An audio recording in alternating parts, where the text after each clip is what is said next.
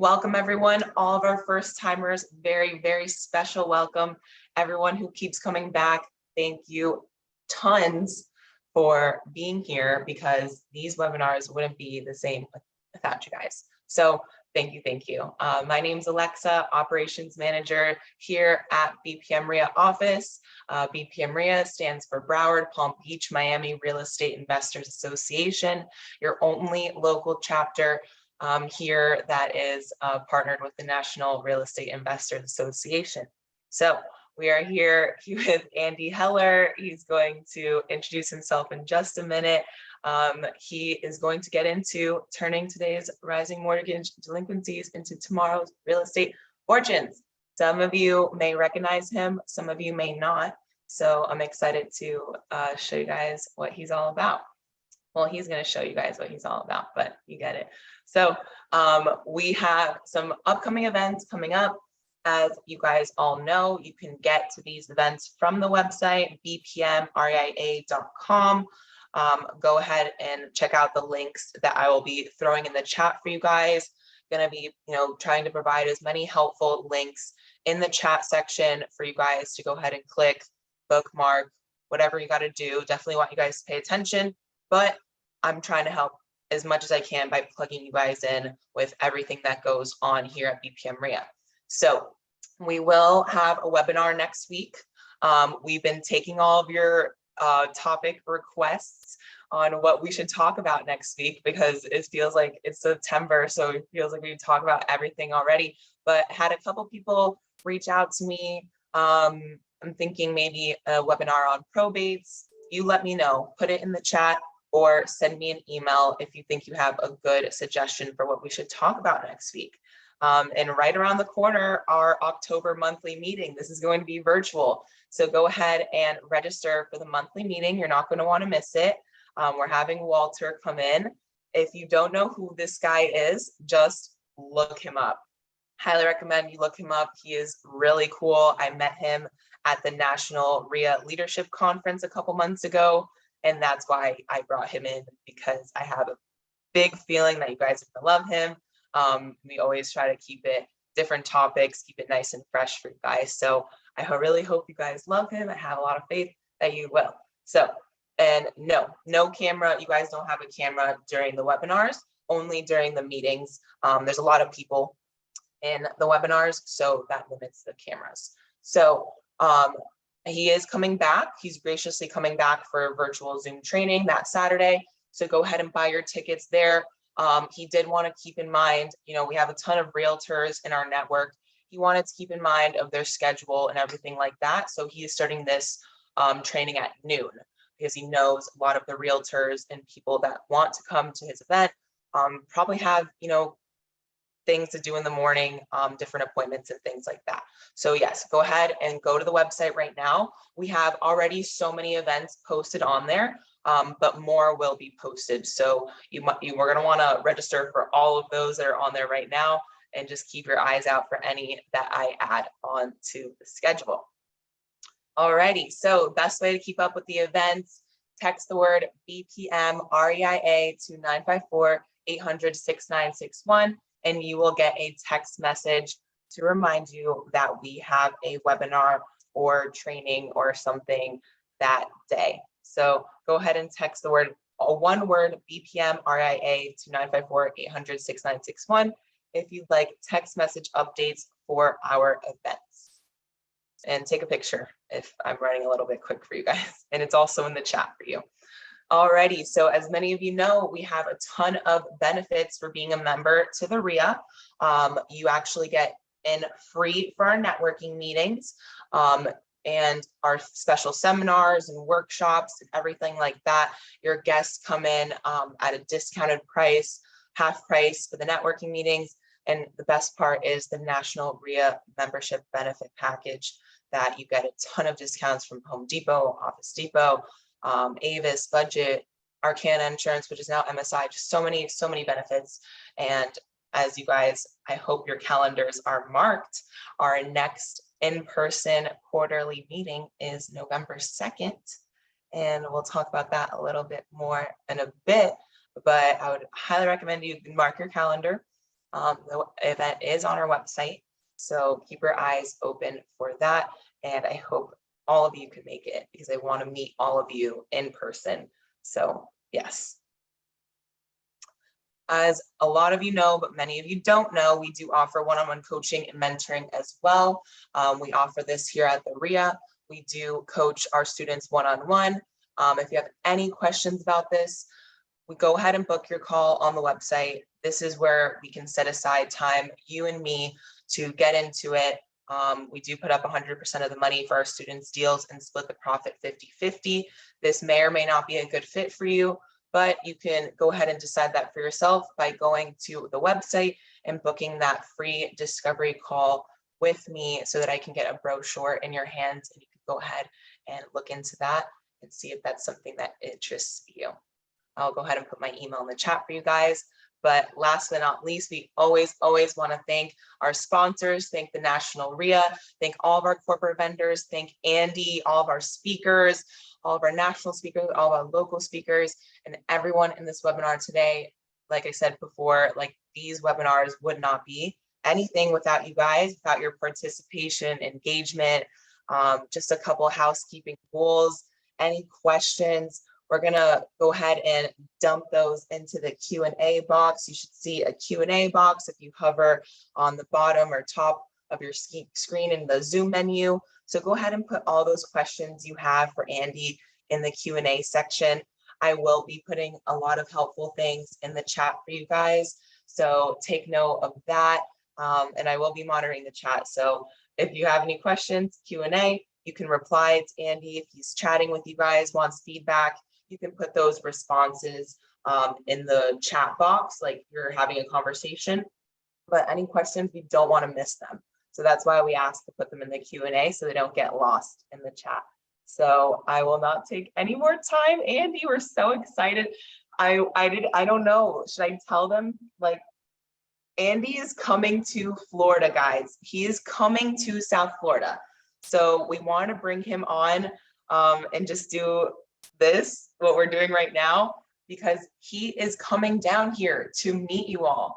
So Andy, you go ahead, tell them about yourself and what's going on, because I'm so excited. The last time I saw Andy, it was on Zoom. So well, when you meet me face to face, you're going to say, man, I thought you were taller. You were a little taller on the screen. So no, it's just because I'm a giant. I'm so tall. I'm very tall.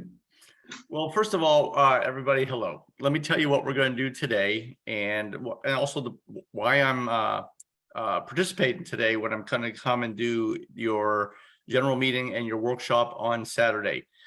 So today's a lot of fun. Today, you can call it, change the topic today to Grill the Guru.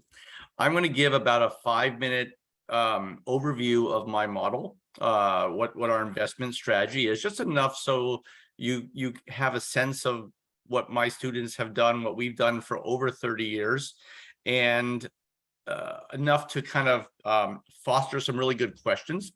Then I'm going to go show you a grand total of one PowerPoint slide that kind of gives a sense of where we are in today's real estate market and where the opportunity will be tomorrow, which really what any real estate investor, whether they're full-time, intermediate, or brand new, should be asking, what's the market? What market are we heading into? And then once you have a sense of that, this whole thing will take maybe 15 minutes. Then we're just going to have Q&A until Alexa kicks me off, which is, I think, your time, 12:30. So what I found is these are fantastic discussions when RIAs can offer them, because for a number of reasons. You know, what's my goal? My goal is to get you guys excited about November and to make you mark these dates on your calendar, maybe even register today and say, this guy can help me make money. His topic is beyond relevant, maybe the most relevant topic headed where we're going, and he knows his stuff. So I want you to ask me difficult questions. If it's not in my wheelhouse, I'll let you know, and we'll move on to another one. So there's nothing you can't ask me today. The goal today is pure education, and hopefully you'll at the end, you'll say, this guy knows what he's talking about. His topic is relevant. and I need to make sure that I can be present in November, so I can learn more and do a deeper dive. And in November, we're going to do two things. In the weekly meeting, I'll be just doing a general overview of my business model. And then on the following Saturday, we'll be doing a full day workshop. Because this topic was so relevant, Alexa said, Andy, can you do a full day? I think our students would appreciate that. I said, sure. So I booked a ticket where I will have a full Saturday. And this is more, it's very interactive. On the full day workshop, we'll be really going through some steps in my business model. You'll be doing parts of it yourself and seeing that, hey, this is sensible, this makes money, and I can see it myself doing this. And the full day workshops are very educational, and our students really like that.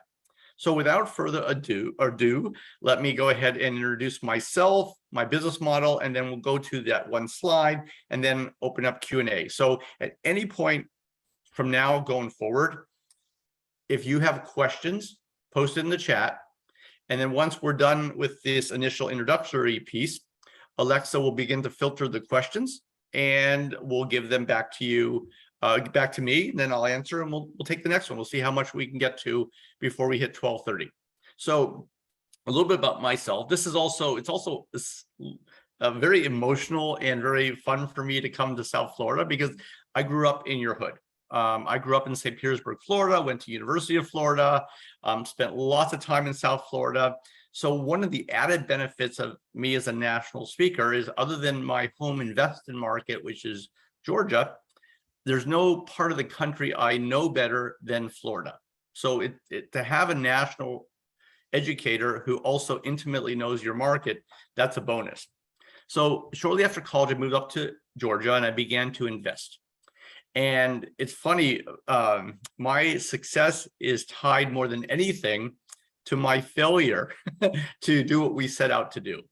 Our plan going started, my real estate partner and I, was to buy pre-foreclosures and flip them. Okay, that was our plan. Now, I was just out of college. I didn't have a lot of money. So I cut a deal with my real estate partner that I would move in with a buddy into the home while we marketed our first home. So that way we really had no mortgage expense. So I traded my rent for a mortgage, and then I'll move out back into an apartment and do it again the first 2 or 3 times until we accumulated some money.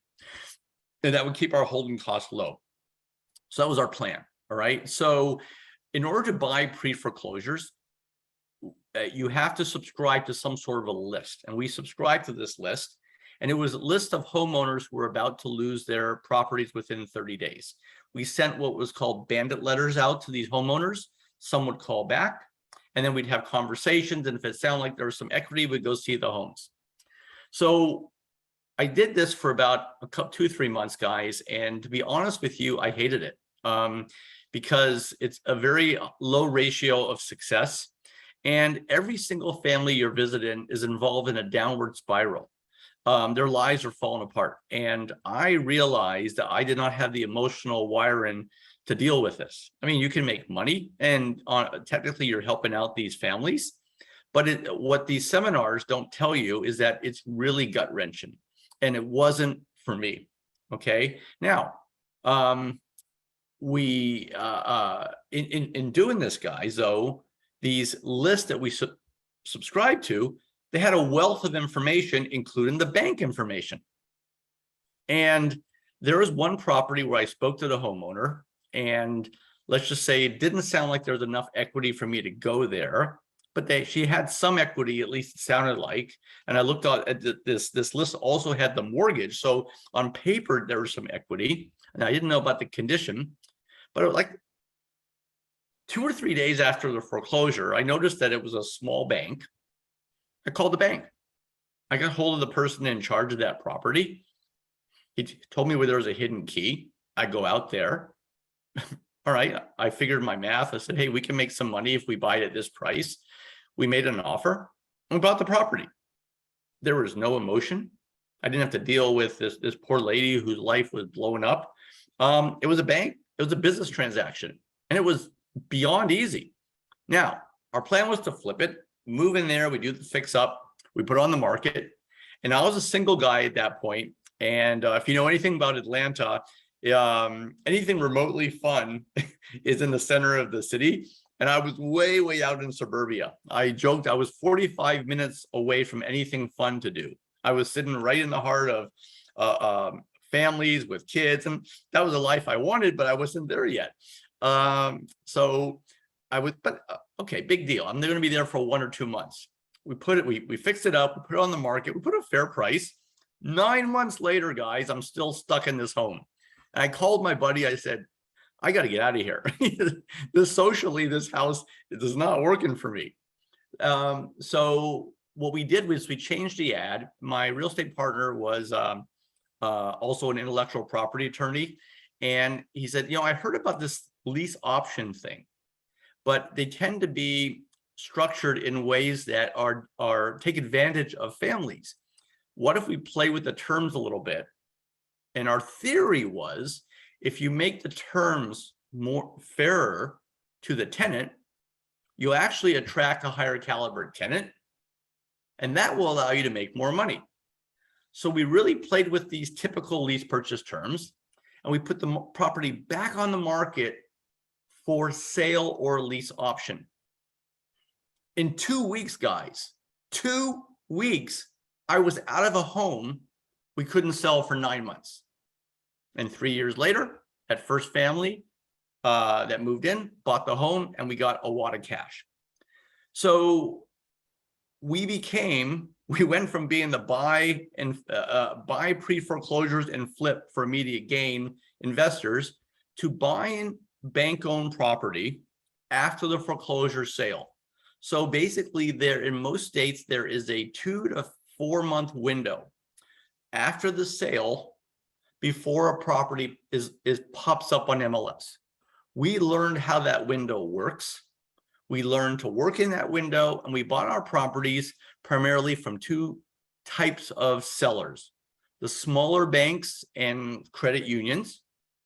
And then we bought from larger banks through REO agents. You cannot approach Bank of America and Wells Fargo directly, but these larger banks market their properties through a very structured and very repetitive program where they have select agents in every community. We call them REO agents. So again, for the smaller banks, we would approach these banks directly, all right? And for the larger banks, we worked through their REO agents.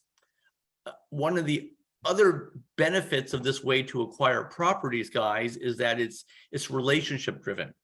So if you think about it very carefully, every other way that I've studied to buy property below market, an investor has a 0% chance of buying a second property from the same seller, except when you buy from banks. Now, I've never been a full-time real estate investor. I've always had other businesses, and I love investing. I never sought out to be a full-time investor, but some years I bought more properties and I made more money than I did in my normal career. I've bought more properties than many full-time investors because the way we acquire properties is very easy and it doesn't take a lot of time. And once you have those 2 or 3 relationships, you just buy from them over and over again. One last fact I'll tell you is that we probably buy roughly 75% of our properties from sellers who previously sold me a property. Think about that for a second. 3 out of every 4 properties are from the same seller. That makes it so easy. So on the market end of the properties, we market for sale or lease option. And one of 4 things typically happen. We do flip a lot of properties, roughly between 20 and 30%. So we do get that quick cash that every investor loves. Another 25 to 30% of the properties, the original family will buy within the 3 years. Another 20 to 30% of the properties, the original family will not buy. They might default, they might move. There's a host of reasons why they don't buy. So we'll end up selling it to the second or third family somewhere between year 5 and year 10. And that's when you actually begin to gain from appreciation and realize the gains from appreciation. Then there's a 4th bucket where the lease purchasers want more time. They're taking care of the home. they're paying your rent, but they're probably never going to buy. And they've been in the same home 10 years or more. This sounds nuts, but I mean, it's played out that way, where we have roughly 20 to 30% of our properties where the same family's been lease purchased in for more than 10 years. Still today, we own our second property, and guys, this is not an exaggeration, for 31 years. The guy's probably never going to buy. I had it on a 15-year note for over 15 years, we've had no mortgage on that property. We've got a bunch of other examples like that. One of the reasons why our model was featured by Fortune magazine years ago is because we have 6 profit sources, because we're not an investor where you depend on a certain outcome to make money. We flip some properties, we lease purchase some properties, we have some properties that are effectively long-term rentals. We make money no matter what, no matter which door, no matter which outcome we have. And that's, to me, the definition of conservative and lucrative investing, where your profits are not outcome specific. I gave a little hint to something a few minutes ago. Our model was featured by Fortune magazine years ago among the top 5 real estate investing strategies. And that's actually what launched our speaking business, where I began to go around the country and teach. This has started my 3rd decade of teaching, and I love it because I'm passionate about it. My story is very different from other national speakers. I'm not a full-time speaker. I only speak, I don't know, maybe 5 to 7 times a year. I love it, and I'm still invested. So I'm like the people I'm out there to teach. I'm just a regular guy who is investing, and I'm teaching for the right reasons, because it's something I'm passionate about and I thoroughly enjoy. And if you come to the workshop and if you listen to this today, you'll get a sense of my energy and my love for not just for real estate investing, but for helping others learn also. So that's enough information about me and our business model to hopefully foster some questions. So why is today really exciting? Why did Alexa and Anish call me and say, get your butt down to South Florida, Andy, because we see what's happening in the real estate market and we want you to teach. So the reason is that, guys, let's pretend it's in the year, let's pretend that we're in a time capsule, all right? And somebody could take you back to 2007. And they said, whisper in your ear, hey, Alexa, listen, what's going to happen next year is the real estate market is going to reset. Okay. So, and there's going to be basically a 2 to 3 year sale where everything you're looking at right now, you're going to be able to buy it between 40 and 60% less. Now, you've got about 6 to 12 months to get ready for that. And if you do A, B, C, and D on a preparatory basis, you'll be in a position once the bubble bursts in 08 to buy as many properties as you want at a discount and set yourself up for life. Now, if any one of us was in that time capsule and somebody was whispering in our ear that this is what's going to happen, we all would do everything we could to accumulate the cash, to get the investment strategy, get the financing, to be in a position to buy as many properties during that real estate sale. There's many people who feel that we're headed for the same trajectory right now.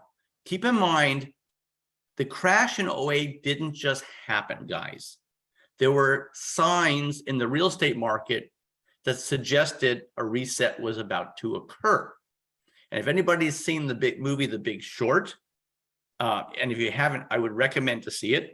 That movie is about these signs that were out there for everybody to see that people ignored.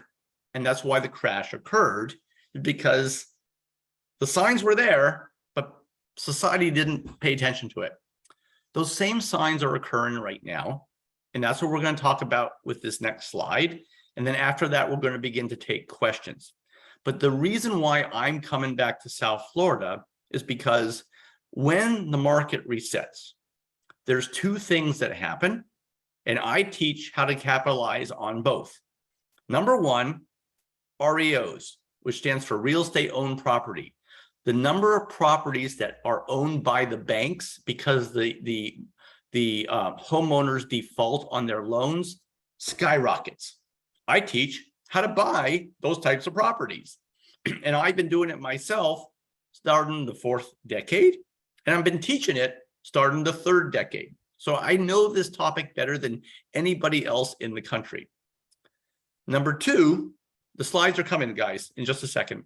Number two, when the market does reset, okay, typically the economies are not in a good place, and the portion of home buyers shrinks, and the number of families who need to rent or would like to get back to home ownership later that might be interested in a lease option skyrockets.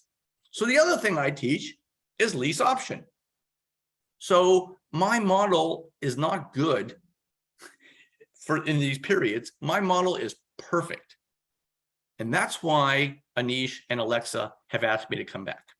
So before we take questions, Alexa, let's pull up that one slide. And I want to show everybody what's happening right now in the real estate market at this time. And then we'll start taking questions. So begin, everybody. Please begin to think about questions and start posting them in the chat room. I get these, pardon? Chat box. In the Q&A. Q&A, yeah. So I'm a very successful real estate investor. What I'm not is technically intelligent. My wife still helps me to turn on my computer. So, and Alexa has promised me she'll help me in South Florida to turn my computer on so I can do my seminar. Anyhow, what you're looking at is courtesy of the VP of auction.com, who sends me data that I use when I teach. So this basically is what some would call a leading indicator to where the real estate market is going. The real estate market, as I said earlier, they don't just reset, okay? Property values don't just go down.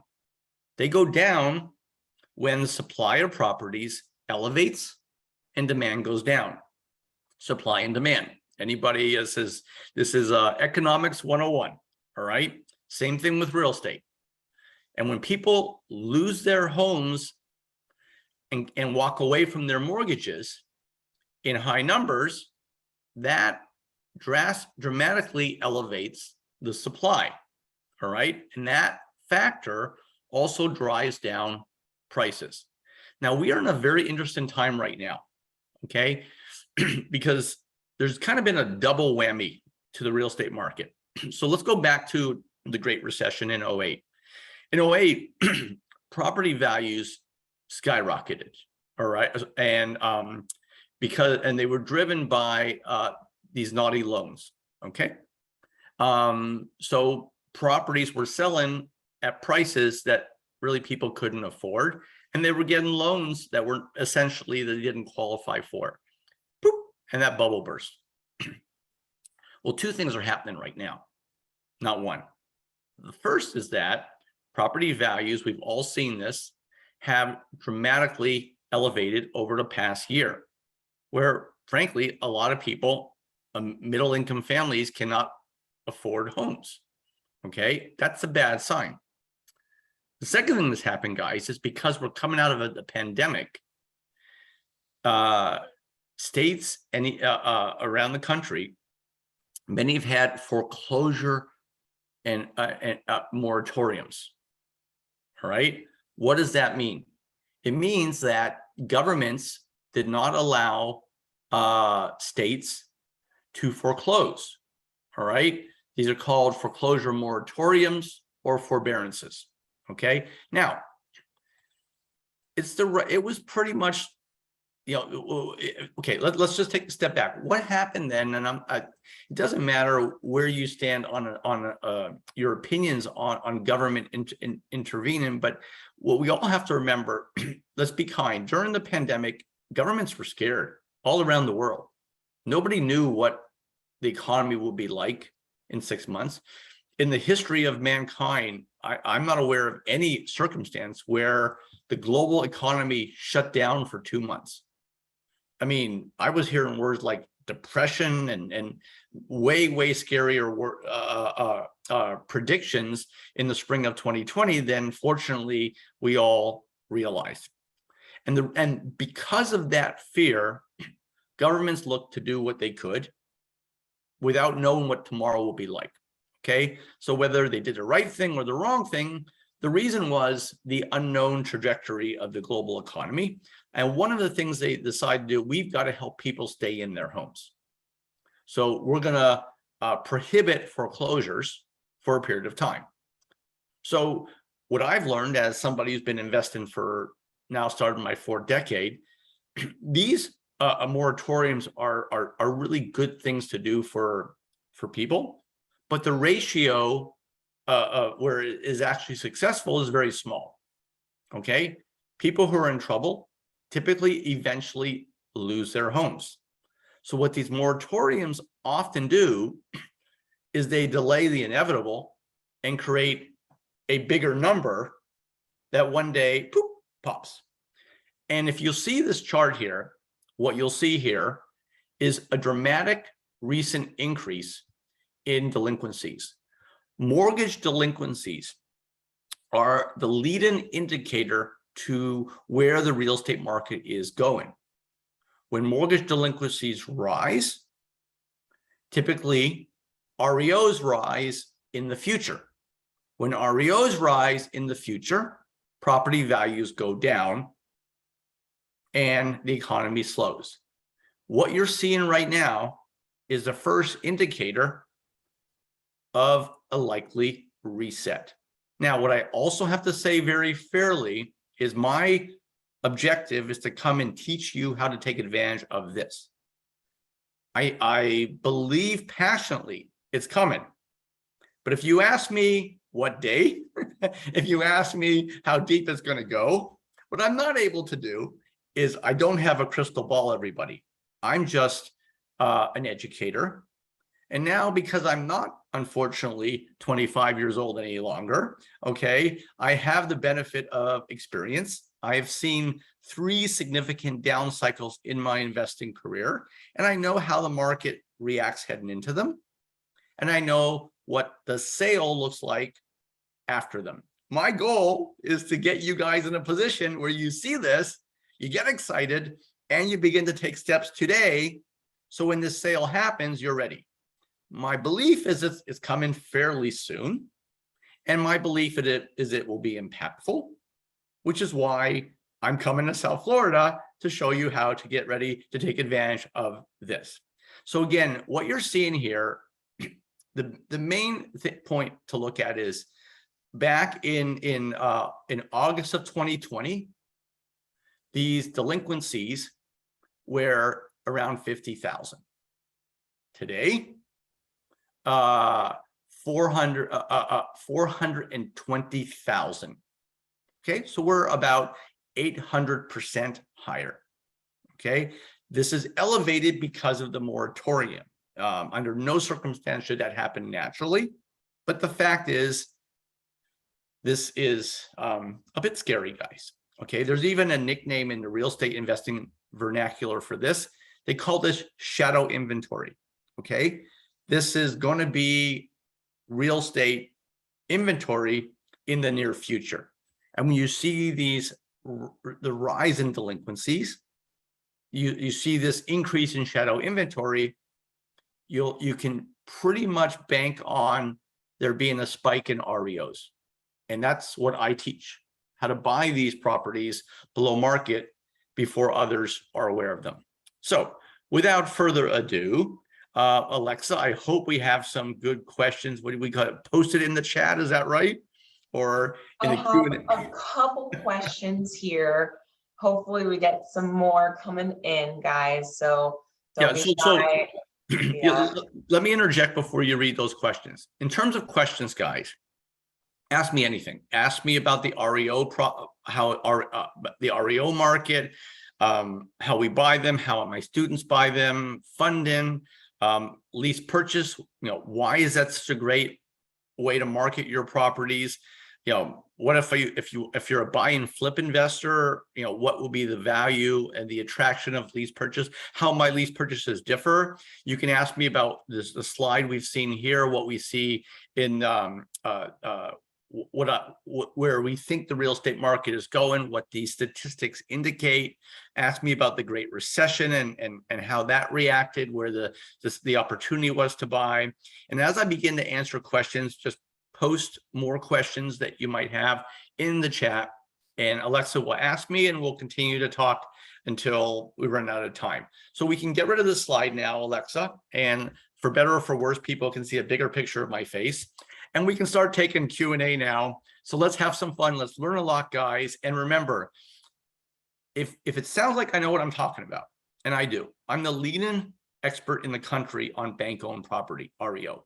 REO is the predominant way to buy property below market. That's where the deals are. And this area, this way spikes. This is where the wholesalers get most of their properties from banks. If you're a wholesaler, I can speak to that too.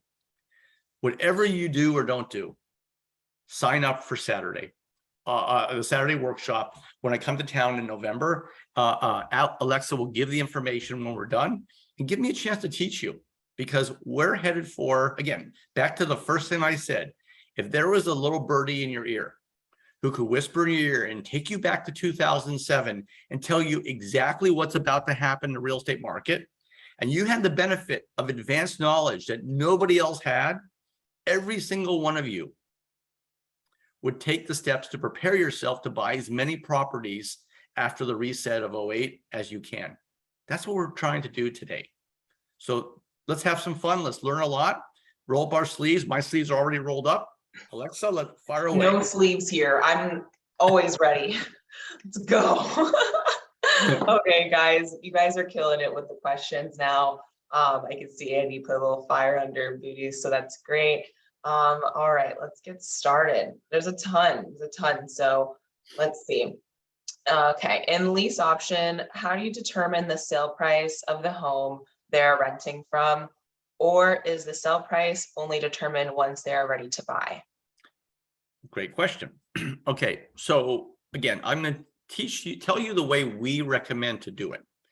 So remember I said earlier that, we didn't invent lease options. Lease options been around for a while, but a lot of the structure of a lease option is disadvantageous to the tenant. And we actually think you'll make more money if you basically don't rip people off. And we built a business around that, and that's the way we teach. So on the lease option, what I have, the main point I would say to you is that if I'm selling a home to you, you're going to walk through the home and look, what does this kitchen, does it work for me? What does my wife think of the master bathroom? That's how you make your, what are the schools like? These are how you make your decisions when you're looking to buy. The lease purchase customer is looking for something different, everybody. They're looking for terms. The terms of the lease purchase. Is this investor giving me a fair chance to be a homeowner? Because the factors are different than what a buyer is looking for. If you offer good terms, they tend to overlook other things that are not optimal. They overlook, oh, I really wanted a different size kitchen, but I like the terms. I wanted a bigger backyard, but I really like the terms. So on the purchase price, and this is going to sound crazy, guys, they never negotiate, ever, because the rest of our terms are so favorable. So typically we take, so forget the kind of real estate market we've been in right now that is, I don't believe that's reality based. In a normal real estate market, people negotiate south. So for example, the signs in the subdivision are anywhere from 550 to 600K, and people end up buying for at 500 to 550. Okay, that's the way the normal market is, and we will return to that. So what we typically do is we take the price that is advertised in the market, okay, and that becomes the lease purchase. So we typically get an extra 20, 30, 40, 50,000 because, and they never negotiate that. Okay. Now, once they've been in, I talked about circumstances where tenants have been in longer than the 3 years that we typically give them. At that point, we build in automatic increases. All right. So that allows us to capture the value of appreciation and realize that ourselves, we're not going to look. I said we're very ethical investors, but we're not in the business of charity. Okay. So if the price of the market, if they're going to stay in the home 10 years, wait 10 years to buy, well, they're going to have a bunch of increases on that original price. Okay. But it's still going to be fair for the lease purchaser, but and also for us. Thanks for asking that question, Alexa. Yes, that was great. Okay, so I see somebody join late. They say, why are banks not listing these foreclosures now? If you look for foreclosures now, there's very few. Well, yeah. So, well, first of all, banks are listing the foreclosures, but they're very few because the time right now is really the real estate market is still elevated. Okay. So in some communities after the Great Recession, the percentage of properties on the market that were REOs was between 20 and 40%. Yeah, right now it's low. Okay. Now we've always bought REOs. We've even bought REOs during relatively stable and strong markets. Again, the way we buy is different, guys. We buy based on relationships. Okay. So, all right, there are some years we might buy 2 or 3. Some years we buy a dozen. Okay. And if I know somebody at a local bank and I bought 3 or 4 properties from that person in the last 4 or 5 years, and they only have 2 or 3 a year, let me say, you know what? I don't even want to go through the process of listing this. I'm just going to call 1-800-ANDY. So I take those calls. So again, it's a different way to buy. So the fact that you see fewer REOs today, it's reflective of the fact that the market is strong. Does this mean that our students are not buying? No, we are buying, but we're not buying as much because there are fewer properties and there's fewer deals out there. And that's really what we're talking about today is position yourself to be able to buy more properties once the market does adjust, and it will. Now, one thing I'll say before we take the next question, my personal investment philosophy is every bubble burst. And I've seen bubbles in real estate. I've seen bubbles in the stock market. I've seen bubbles in the tech market. In time, everything adjusts to actual value. Okay. And I didn't have the wisdom. I haven't been on the planet long enough in my 20s to realize that. And my job today is to kind of to teach that. Okay. When you see a situation where a middle income a potential home buyer cannot get a loan that allows them to buy a middle income home, something adjusts always. Okay. Those dynamics always adjust to reality. And I think we're going to see this in the near future. Alexa. Awesome. All right. Okay, where is this? Okay, so this kind of piggybacks off of what you were saying before. Someone was asking, when are you buying REOs from banks? What is the typical discount to market value? Yeah, well, in a stable market, guys, it's anywhere from 10 to 20%. Okay. The minimum we would ever look for is 10%. Okay. But at times, we can get REOs between 30 and 50% below market. That's what we love about REOs.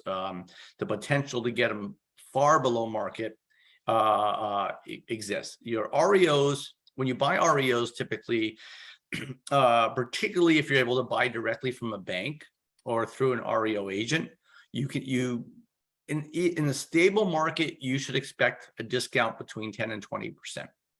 Once the market is softening or softer, I would say 30 to 50%. Awesome. Okay. Well, this is kind of putting it in reverse. I'm not sure if I should take this direction or go forward. But somebody wants to know REOs, what is the process? How do you buy it? And Okay. then that kind of connects with more questions that we have here. Like, I'll go to that one after. Sure. So my answer to you is the answer to your question is about a 30-minute answer, and I can't do that today. I will be doing this on Saturday, the workshop in November. So please register for Saturday. Here are the cliff notes. What you're doing. So if you caught my introduction, we subscribe to pre-foreclosure lists. All of our students do this. Okay. Of these pre-foreclosure lists, most of those properties will eventually be REO. When you're looking at these lists, you're basically you're getting a window into an REO before it becomes an REO. The key to our process is timing. Okay, so you identify the REOs before they become REOs, and you identify which ones are in areas where you want to buy, which ones align with the types of properties you're seeking to buy. So let's say you've identified 25 potential REOs in the Palm County area that are supposed to foreclose in October. And we give you a script of what to say when you call these banks and call these REO agents, because these lists also have the foreclosing bank. Once the foreclosing sale occurs, you make these calls. All right. And it's a numbers game, guys. Of the 25, if you're doing the job right, and that's my job to teach you how to do that, you'll be buying 2 to 3 per month based on a ratio of 25 potential REOs that you've circled. The beauty about our model is those properties you're not buying, you're not burning a ton of time. All you're doing is making a phone call. It's very easy. Okay. So what you're doing, guys, so here's the process. Before the foreclosure, you identify about 25 that you're going to follow that month. Then there's a foreclosure sale. Then you know you have a 2 to 4 month window before those properties are going to pop up on MLS. But you're calling the bank and the REO agent days after the foreclosure sale, before they've begun their marketing. And if you say the right thing on the phone, which is what we will arm you with the script, you want that bank contact to say, you know, I could list the property, but I'm kind of unsure of the real estate market. I just spoke to this lady, Alexa. She sounds like she knows what she's doing. All right. I'll let her make me a quick sale offer, and maybe I'll have one less problem to deal with. It's a numbers game, guys. Doesn't work all the time. But if you say the right thing, you want 2 or 3 Alexas every month to say, okay, I'll sell you the property.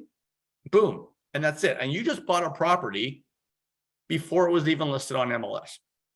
Okay. So what we teach, guys, is how to work that window after the foreclosure sale and before a property pops up on MLS. Okay. That's it. Great question. And again, I'm going to walk you through this in the Saturday workshop. This is a big part of the Saturday workshop.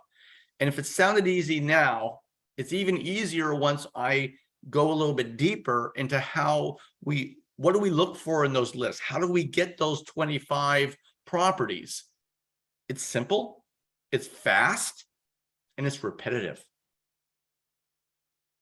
Awesome. Okay. Well, this next question was answered from what you just said. It says, do the banks work with you directly, or are you buying from property owners directly before foreclosure? So, well, yeah. So we have some of my students who do approach the property owners. I don't like to do it because of the emotion. I love working with banks because it's strictly business. Okay. There was a story that we talk about in our course material where I think it was the first or second property I actually visited intending to buy a pre-foreclosure. And look, I don't consider myself to be a wimpy guy. My wife teaches me I've gotten more emotional since I've had kids, but I walked out of this property, I just started bawling like a baby. I mean, I just fell in love with this family. They're going to lose their house. And like, I can't do this.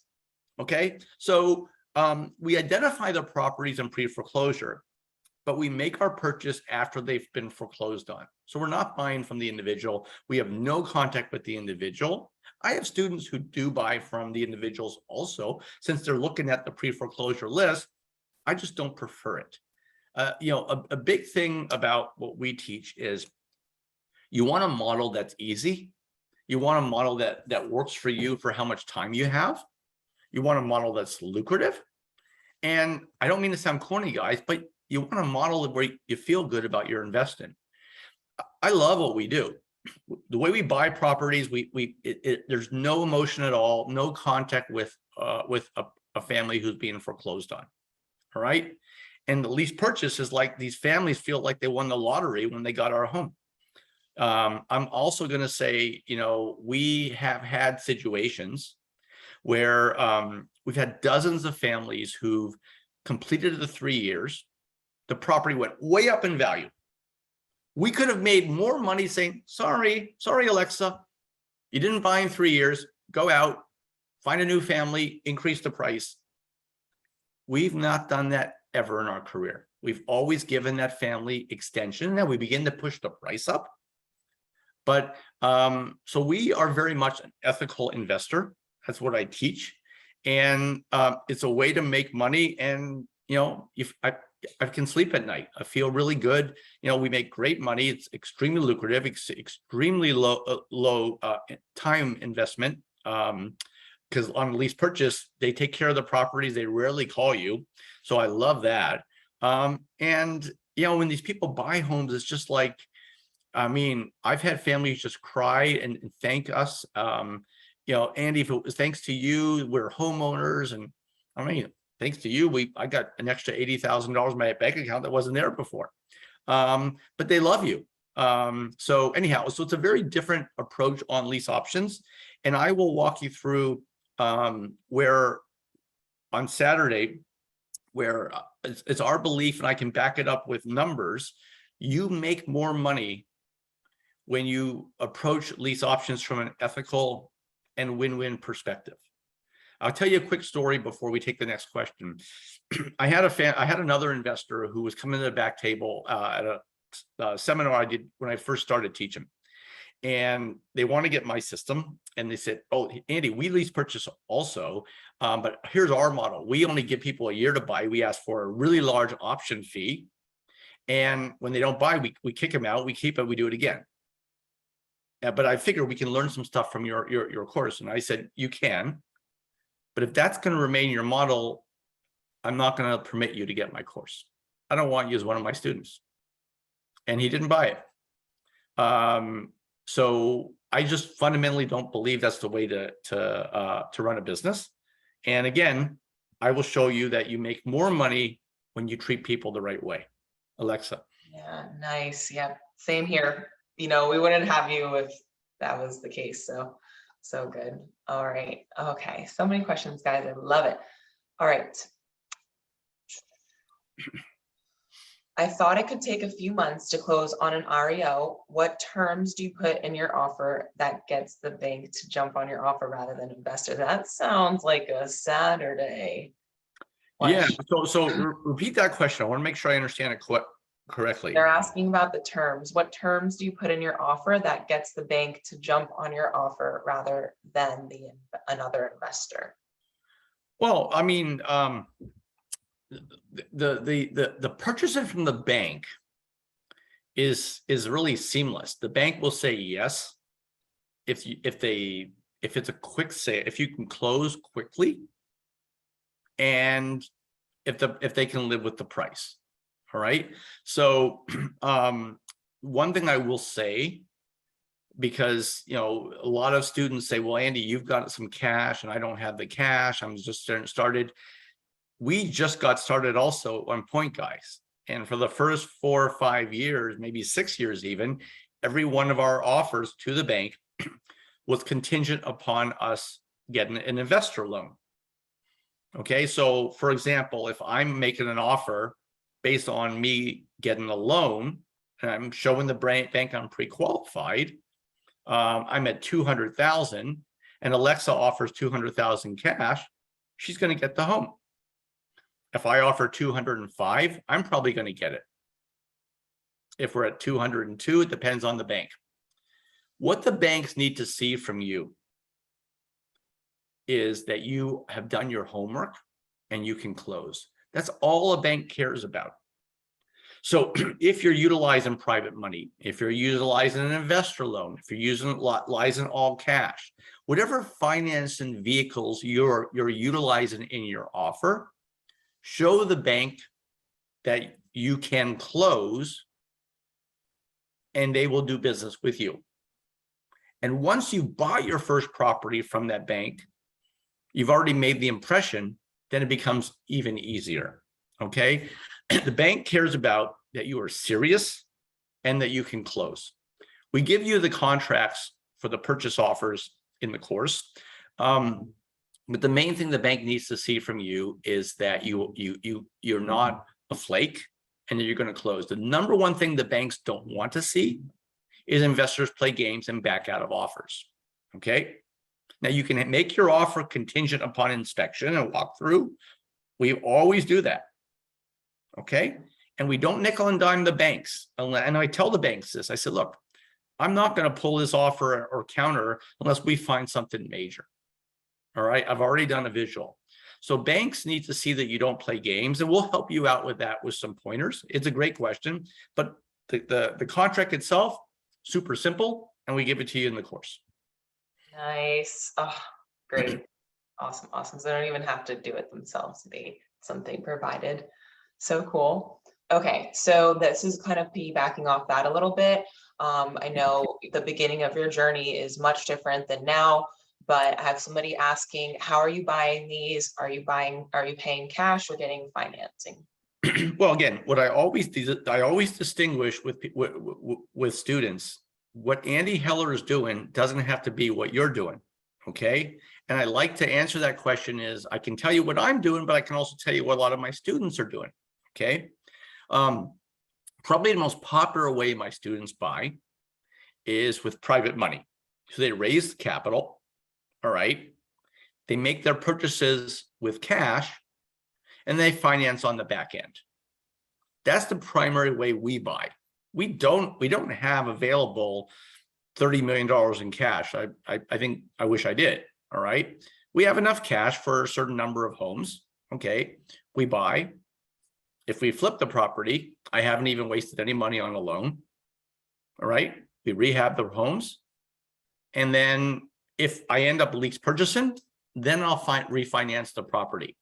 And think about most investor loans. They allow you to finance a portion of the value upon appraisal. So if you think about this, guys, let's say a year from now, you're buying properties at a 30% discount, 35% discount. You do your rehab, and the bank says, okay, they reappraise the property once you've done the work, and it's now worth this amount. You bought it for that amount, and you pull out cash out of the property. And we actually have two parts of our course where we speak specifically about the various financing strategies.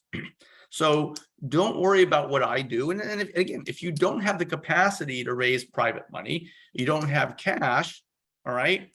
Banks don't care. They care that you can transact. And for 4 to 6 years, every one of our offers was based on us getting an upfront loan. Okay, so yes, I might have an advantage over you if you're competing with Andy Heller, who's coming with cash, and you don't. All right, so this deal, you offer 5,000 more so that you get your first deal done. A great goal is to be in a position to buy with straight all cash after 2, 3, 4 deals.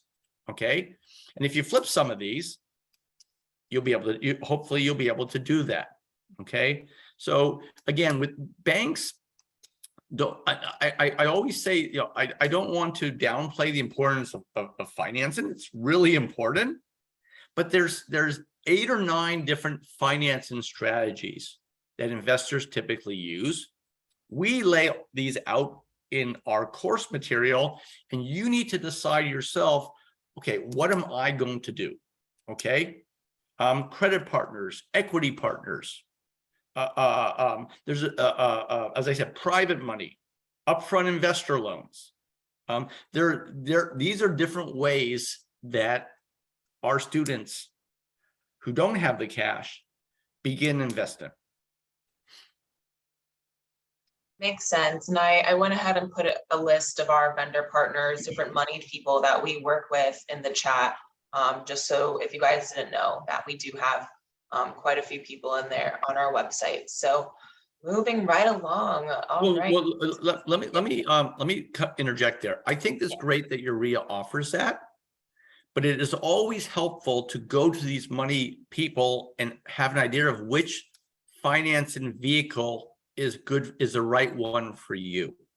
Exactly. So this is the value of a course that lays out the different options. Because if Alexa says, I got an investor loan company, I got a hard money company, I got a private money company, you want to have an idea which door is the best door for you. Okay. So that's really helpful to understand that. And everybody's finances are different. Everybody's credit is different. So understanding which finance and option is best for you, that is absolutely paramount. Thank you so much, Andy. Couldn't have said it better myself. Okay, so let's see. Do you ever recommend doing a subject to instead of REO? You can do LEAPS option with that as well, or no? Yeah, you can, and some of our students do. And I like REOs because it's really very clean. I have a lot of friends and investor friends who are subject to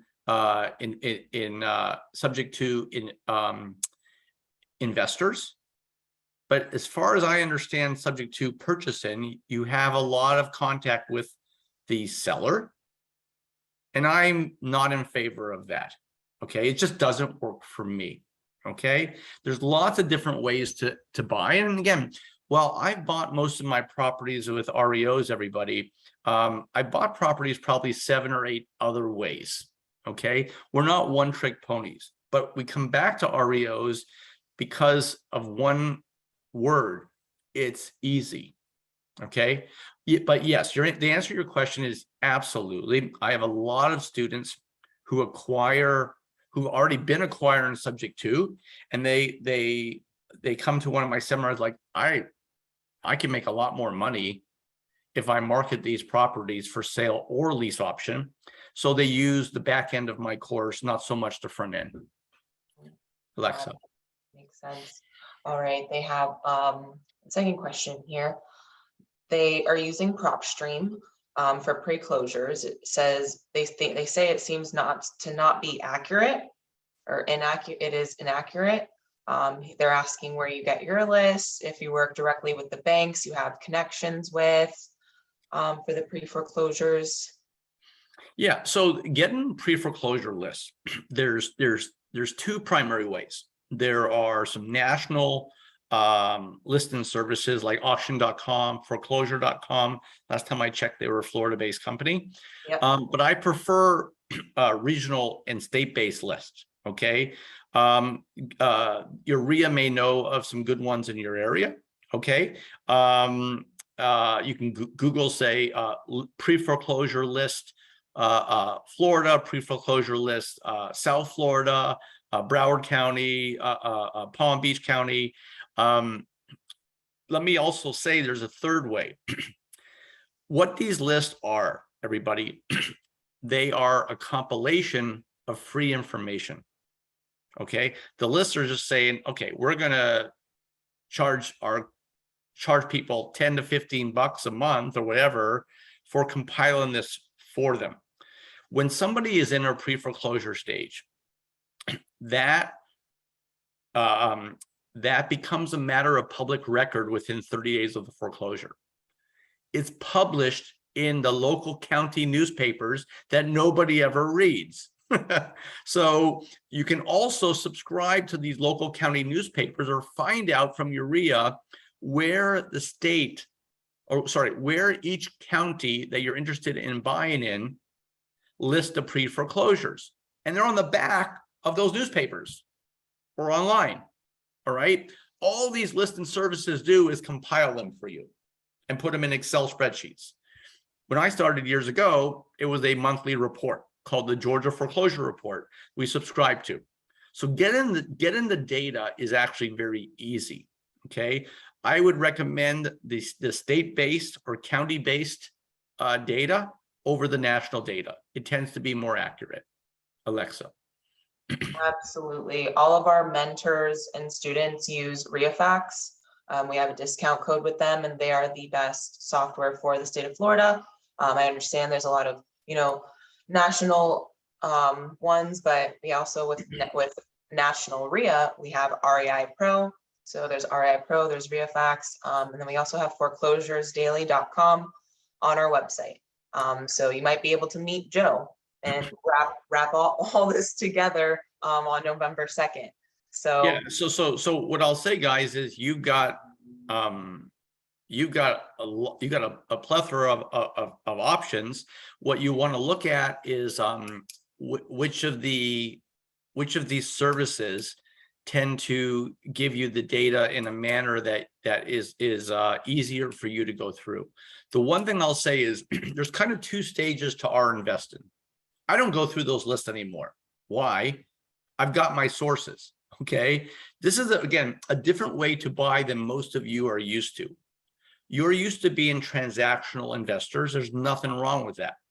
As I said in my introduction, you got a 0% chance of buying a second property from the seller who just sold you a property. The way we teach, most of your purchases will be from sellers who previously sold you a property. So once you have, so let's say, give me the name of somebody on participating. Just a first name, Alexa. Carly. Carly? Carly, yeah. So Carly, you become what we call a regular riches investor. That's our model. And you get the system, you make your phone calls. A year later, you bought 2 properties from a couple local banks and credit unions, and you bought 2 properties from REO agents. And you're going to follow the teachings in our course, and you're going to take them out to lunch, and you're going to start to build a, what is it, Carly? Starts with an R, ends with a ship, a relationship. All right. And you're going to say to that REO manager, hey, I'm glad we did this one transaction before. I'm capable of doing more. Can I call you once a month, or can you send me these lists, whatever? And you're going to buy a second property, third, fourth, and then same thing with the REO agents. And that's the way we buy, guys. So going through these lists, first of all, it's not a lot of work. I don't even do it anymore. The goal is that gets you out of the gate. And once you got these relationships, and it's like a good old boys club or good old girls club, they all know one another. I'll tell you a quick story, and then we can take the next question. I love this story. So I have a real estate partner, Scott, and so in our early years, we took out an REO agent that we were introduced to for lunch. All right. So we're having lunch with her, and we said, so who are the other REO agents in town? And she starts rattling off these names, and I'm writing them down, whatever. And then we finish our lunch, and she says thank you, and we talk about buying properties from her. She goes. She leaves, I leave, and Scott leaves. Now, I like to say my real estate partner, Scott, whose footprint is on our course, he's an intellectual property attorney, the smartest and nicest guy I've ever met. So I've been very fortunate to have him as a partner, and he's way smarter than me. So I get back to my office, and I thought about the lunch, and I called him like an hour later. I said, Scott, did what I think happened at lunch just happen? And he said, yes, Andy. She just took care of our sourcing for the next decade. So what did I do for the next couple of months? I set up lunch appointments with every name she gave me. And it was right. This one lunch, and we were not in a position to buy as many properties as these people were feeding us. This is a different way to buy. It's not difficult. All of you on this seminar today, you just need 2 or 3 of these contacts. You don't need books of them. 2 or 3, that's it. Because again, some of these contacts can sell you 24 properties a year. So again, and that's the beauty about this way to buy. It's not a lot of work. Alexa, should we talk? You want to talk about the Saturday seminar and then take a few more questions before 12:30? Yes, please. 'Cause I have people. I'm not ignoring you guys, I promise. So I have people asking me, how much is the Saturday workshop? Well, surprise. We actually do have a little gift for everyone that's in here. I have a little $10 off coupon code for you all. I always send a thank you email after each event that we have. So I'm going to be sending you all a thank you email. Definitely look out for that. It'll be coming from me, Alexa at bpmreia.com. But I'm going to pop it in the chat. This is the link for the Saturday workshop. I put it in there and I have a discount code for $10 off. It is simply one word, early. The word early, go ahead, put that in the coupon code box. Members get in, this is without the coupon code. Members get in for $29, which if you're, what about, okay, send me an email, Jean. I'm not really sure what you're talking about.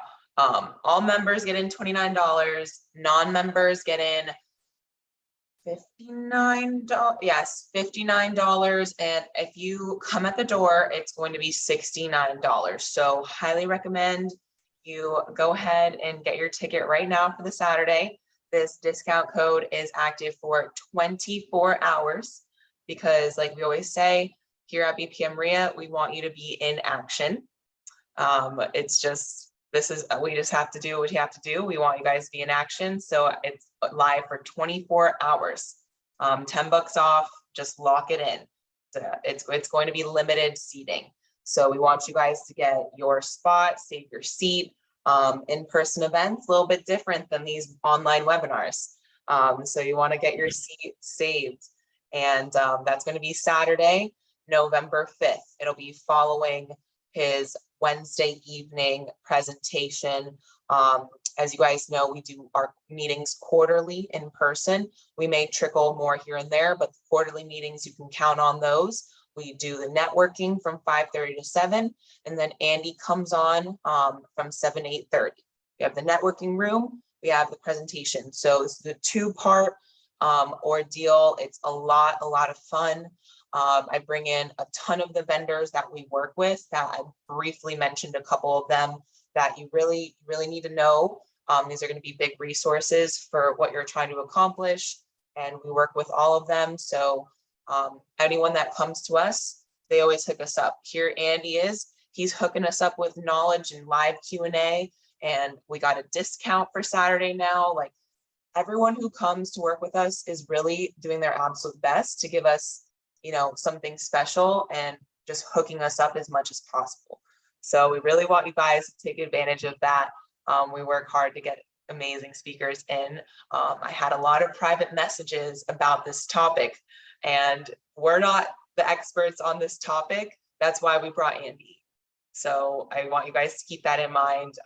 I don't ignore you and your requests. Like, I'm really happy that we have Andy here so that he can get into the nitty-gritty on his area of expertise.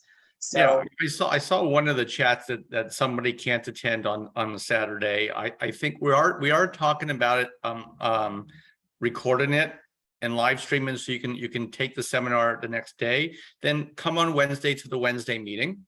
Okay. So we try to make it available for everybody, but clearly if you can make it live, that would be great. Alexa, we got time for a couple more questions? We do. We have, I'm ready to go. We can go all the way to 12:30. So Great. if you guys are cool with it, I see you're raising your hand, Shauna. I hope that if you have any more questions, you can pop. Oh, yes, I see your comment here. So yeah, we'll definitely be in touch, Shauna. We'll figure out something. We're considering streaming. I think it's a great idea. I see a lot of you guys commenting that, so maybe that's something that we can definitely do for you guys. And I know I can do it. I just want to make sure that if it's something that you guys want, we're gonna make it happen. So, okay, you guys are blowing it up in here. Okay. All right. Is there a way to work directly with the REO agent and not use the lists at all? Yeah. So once, let me go back to what I was saying in the last question. You pretty much, I mean, if you already know the REO, you already have relationships with REO agents. Yeah, there's no reason, you don't need to know the list to work the list. But I believe working the list initially gives you a number of advantages. First of all, if you don't know the REO agents, that's the way you find them. Okay. Second is, keep in mind, even if you have not bought your first property, when you are first contacting these REO agents, everybody, you really have not one but two objectives. When I make a phone call, I got one objective: to buy a property. But if you're making your first, or if you're a newbie or just starting with this model, you got two objectives. One is to, of course, you want to buy a property. Number two, you want to make a good impression. The analogy I offer is that, you see a very a pretty girl in a restaurant, you want to come up and break the ice. All right, you know that your first 45 seconds will dictate if you're there in 10 minutes. All right, if you say something dumb, which is what I typically did, you're walking out with your tail between your legs. Okay, so first impressions are really key, guys. And again, we actually script this out for you. So what I'm saying right now, we have this in our course. Don't worry if you don't capture it all. If I'm trying to call you, like Hannah, I'm calling you Hannah, I say, hey, I know you don't know me, but I've been following 123 First Street through the foreclosure process. I saw you took it back last week. I know what it was worth. I know what the loan was. I'm a serious investor. Here are my financials. I want to make you a quick sale offer. How does that sound, Hannah? Versus, hey, I got this course online, and what do you have in Palm Beach County? Okay, clearly that the first introduction sounded a lot more powerful. Because you're following a property through the foreclosure process, that itself is going to separate you from 9 out of 10 investors that are calling that REO contact. So the answer to your question would be, you don't have to, but I recommend it, particularly when you start. It's going to help you make the type of impression that you want to make when you're calling these banks and REO agents for the first time. And it's really easy, guys. I don't want you to be fearful of these lists. Working these lists should not take you more than an hour a month. That's it. It's not difficult. And I will give you in the workshop 3 criteria we use to get that list from 5,000 down to 25. Okay. And it's easy. It's really easy. You can go through this really quickly with the 3 criteria. You've got your 25, boom. Alexa. Awesome. Danielle, I love her. She's one of our students. Is there a way to start learning your material before November? Well, there's lots of stuff on me online, and I'm happy to say that it's very positive. I would just say, Daniela, just reach out to Alexa. We can, I'm sure, make an arrangement there. The number one thing that I'm hoping to accomplish for all of you right now is to get excited and to register. Something is happening in our economy. It's funny, you look at this, and now that I'm in my 50s, I look at things through two lenses. One lens is as a real estate investor. Okay. I'm licking my chops right now. Okay. I'm still young enough to ride up one more down cycle, and that's my intention on a personal level. But the other lens I look at is as somebody who loves this country passionately. When it's a good time for us investors, it's a bad time for society.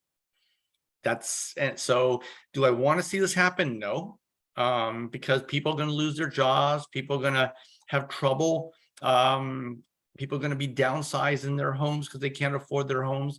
These are never good things to see. But my job is to help you guys use this. We can't change it, guys, but we can certainly put ourselves in a position where you can make a ton of money. And the way we invest is a very ethical way in the process. Okay. Yeah. Another question. I think we got time for one more. Couple more questions, or one more question, whatever we can do. Let's see.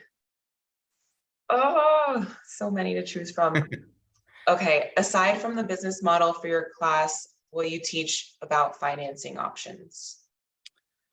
Well, so what we do, we have two things in our course material. We have one product called Money Talks, where we interview a mortgage broker, and we brought him to studio, and we go through, I think it's from memory, 10 different financing strategies. Okay, so this is what I was talking about earlier, where you want to go into a RIA meeting. If Alexis RIA is giving you resources, that's great, but you got to know which door to go into. Yeah. So that's what that will help you do. We just recorded a new product, which I'm beyond excited about. But in that new product, there is a 3.5 or about 3-hour financing segment, specifically about financing your purchases during down cycles. And so between these two, you will have a very good idea of what's going to be right for you. Then you can take a look at your strategy and your numbers, say, okay, my job is to help educate you with the different options available. Then you're going to say to yourself that these two or these three are the way I want to go. Okay. And then you're off and running. Yes. Oh my gosh. Yes. So Andy and I have been going back and forth for quite some time on getting everything ready for you guys for November. He is working very hard on his end. I've been working with him behind the scenes, but we're really excited for November. And if you guys have any questions on how to sign up for these events, anything like that, like I said, I'm sending each and every one of you an email right after this webinar. So you'll have all my contact information. If you have any questions for him, like maybe send them over to me. Maybe I can help, or if I don't have the answer, I'll ask Andy. So go ahead, Andy. There's a question I saw pop up that I've got to speak to. Please, somebody was asking about wholesaling. All right. Now, let me explain something really funny. So by the way, we have a wholesaling course as part of our kit. All right. Now, I have spoken at RIAs since 2006. And I don't think I've ever done a workshop where somebody didn't ask a question. I heard that wholesalers can't buy from banks because they have a clause that doesn't allow assignment. Okay, good question. Then I asked a question. I said, have you talked to full-time and successful wholesalers and asked them where they get most of their properties? Some say yes, some say no. Well, the answer to that question is REOs. Well, here's a disconnect. Wait a second. A lot of wholesalers believe they can't buy bank-owned properties, but most of your successful wholesalers, that's all they're buying. How is that possible?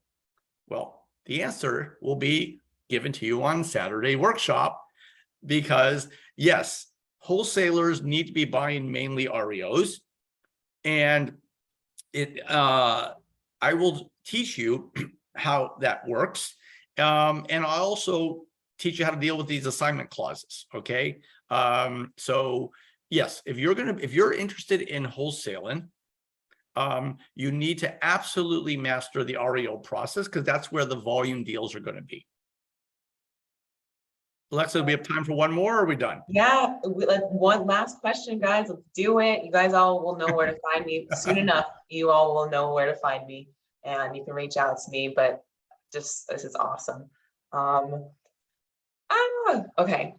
What resources do you use to locate your off-market properties or under-market properties? Well, those are the lists. The lists are your Bible, guys, your encyclopedia. The lists have the property address. The lists have details on the type of loan, the balance on the loan, the foreclosing lender, the homeowner. Everything you need is on that list. You just need to look at the list and pull out 25 you're going to work every month.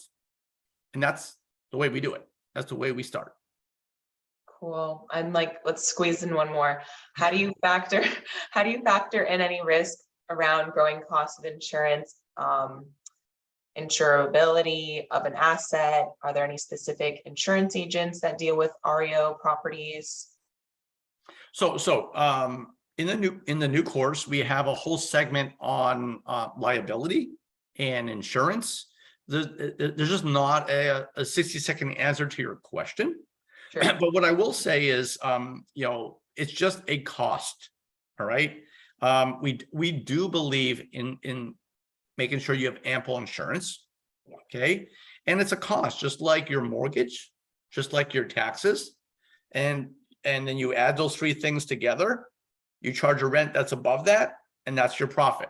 So yes, unfortunately, a lot of insurance, particularly in Florida, has elevated, as we've seen some, sadly, some increased severity in storms and stuff. But so has rent. Okay. And you make sure there's a difference between what you're charging for rent and those three costs. Yep. But again, we do talk a lot about insurance and protecting yourself. It's a longer answer, and that's in the course, but it's a good question. Yeah. So probably today you're paying 50 to 100% more to insure your properties and cover yourself than those same costs 30 years ago. And there's no way around that. Wow, guys. Wow. We just went question crazy. We went question crazy. We have more questions. I mean, it's up to you if you want to stay on, Andy. I mean, I can do one more, but I have another meeting. Oh I will say again to everybody, I know what I'm talking about, guys. I know this topic, and I also want to sell myself and my story. I am not a full-time educator. My business is not traveling to RIAs. My wife wouldn't allow it. She wants me around a little bit. I do this because, yes, it is a side business. I do this because I love to teach. Probably the most rewarding thing that I've ever done is when I return to a RIA and somebody comes up to me and says, "You don't remember me, but I got your system 4 or 5 years ago, and thanks to you, blah, blah, blah, blah, we sent our daughter to college," or whatever. And I'm really excited because the time right now reminds me of 06 and 07. Okay. There are not that many deals right now, but you see some things in the market that suggest that change is coming. My job is to position you to take advantage of that change. Okay. And my model is perfect for that. Let's do one more question, Alexa. Then I do have to. You have your meeting. I forgot. Okay. In lease options, does any of the rent they pay for the 3 years go towards the purchase price or no? Yes, but that is sacrifice if they don't buy. So we recommend to give them 10% towards the purchase price, but only for the first 3 years. If the family needs more time and the agreement goes into an extension period, which I'll talk about Saturday, the money they've accrued is frozen. It's kind of, I'm not fake money. It's there for them, but only if they transact. That money can be used by you until they do that. Okay. But it's frozen once they hit 3 years. The number that we like is 10%. I think that works. It's meaty enough for the families, and minor enough for the investors that it's not going to have a big impact on your numbers. So it's, again, it's a win-win. Guys, like, you guys have so many questions. So I hope I get to see everybody that's putting in these questions at the Saturday workshop. Like I said, I'm going to set up the streaming. I'll do like maybe a separate checkout link, so I know everyone But I'm going to make this coupon code active for 24 hours. So you have until this time tomorrow to lock in your seat with the $10 off, and then it's going to go back to regular pricing. And if you have any questions about anything, please don't hesitate to reach out to me, send me an email. Email is always best because my phone does, after these webinars, my phone is pretty much blowing up. So put it in the email for me. And then, like I said, I'll be emailing you all after this webinar and give you all my contact information. Double check your spam, junk, everything. It's super easy. Alexa, like the Amazon thing. So you guys know what to do. And thank you, Andy. That was incredible. Thank you so much. Have a great rest of your day. Have an amazing meeting. I know you got to get going, and we'll see you so soon. I'll see you guys in a month and a half. Can't wait. Yes, right around the corner, less than a month and a half. So thank you guys for coming today, and have a great day. Bye. Bye.